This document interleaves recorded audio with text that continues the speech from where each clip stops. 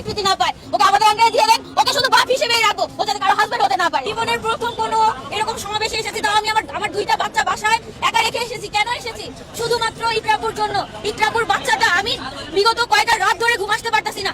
আমার ছেলে সারফারাজ, ওকে যখন আমি কোলে নেই, যখন আমি ওর মাথায় হাত বুলাই, তখন আমার ইকরাপুর ছেলের কথা মনে পড়ে যে বাচ্চাটা কতটুকু কষ্টে আছে ওর মা ছাড়া। ইকরাপুর সাথে আমার জাস্ট সোশ্যাল মিডিয়াতে আমার দেখা হয়েছে, কখনো দেখা হয়নি সরাসরি, কখনো কথা হয়নি। জাস্ট এতটুকু আমি বলতে চাই যে ইকরাপুর জন্য যে একটা আমার ফ্যামিলির কেউ না, আমার রিলেটিভ কেউ না, তার জন্য আমার ভেতরে যেমন লাগতেছে, হ্যাঁ তার ফ্যামিলির উপর দিয়ে কি যাচ্ছে, তার ফ্যামিলির সে হচ্ছে একমাত্র মেয়ে।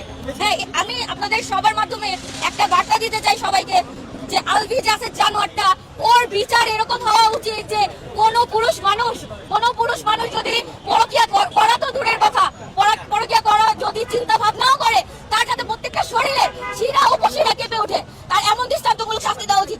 আর আমি প্রশাসনের দৃষ্টি আকর্ষণ করছি, যদি প্রশাসন তাকে শাস্তি দিতে না পারে, তাকে আমরা মেয়েরা, আমরা মহিলা, আমরা মা, আমরা স্ত্রী যারা আছি তাদের আন্ডারে তাকে দিয়ে দেখ।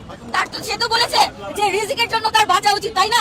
রিজিকের জন্য তার বাঁচা উচিত, তাকে আমরা মারবো না, তাকে আমরা মেরে ফেলো না, তাকে এমন কিছু করা উচিত যাতে সে সারা জীবন যতদিন বেঁচে থাকবে ততদিন যাতে একমাত্র শুধু বাবা হিসেবে বেঁচে থাকতে পারে। তার এমন অবস্থা করা উচিত সে যাতে কখনো একজন স্বামী হিসেবে স্বীকৃতি না পায়।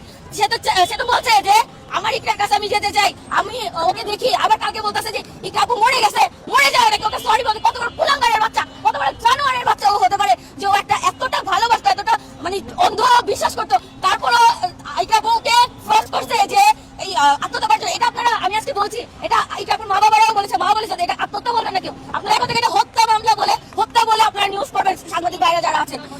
আর এটাই ফাঁসি না, ও তো ফাঁসি দিলে একবারে মরে যাবে, আর ওর ফাঁসি হবেও না, এটা আমি জানি ভালো মতো। তার বাবার কাছে ফাঁসি হবে না, ওকে আমাদের আন্ডারে দিয়ে দেন, ওকে শুধু বাপ হিসেবেই রাখবো, ও যাতে কারো হাজবেন্ড হতে না পারে। Thank you.